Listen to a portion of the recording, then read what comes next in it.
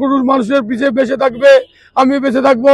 আমি চাই আমার মায়ের যদি কিছু লাগে কোনো মিথ্যা ডাক্তার আসুক, আমাকে কি লাগবে বলুক, আমাকে ডাক্তারখানে নিয়ে যাও, আমি তাতে প্রস্তুত আছি ইনশাল্লাহ।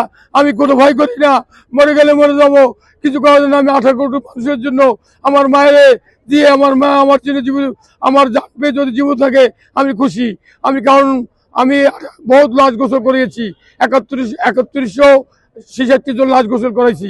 আমি একটা শরীর অঙ্গ দিতে আসছি, যদি লাগে বেগম জি আমার মার চেয়ে বেশি, আমার মা মনে করি সে আমার মায়ের মতন এই দেশের আফ্রিকান 18 কোটি মানুষের মা, এই বিশ্বের মা, সে বিশ্ব থেকে মা মনে করে। এশিয়া মহাদেশের সব ইন্দিরা গান্ধী, সোনিয়া গান্ধী, সবার চেয়ে মনে করি এশিয়া মহাদেশে তার মতো একটা ভালো মহিলা আর নাই।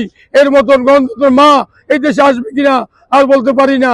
সেজন্য আমি তার জন্যই আমার হৃদস্পন্দন কাঁদছে, সেজন্য আমি চলে আসছি।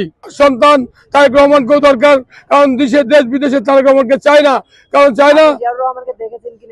দেখেছি, একসাথে লাঠি চকলেট খেয়েছি, খাল কাটছি মোংলায়, সাথে একসাথে বসে রয়েছি।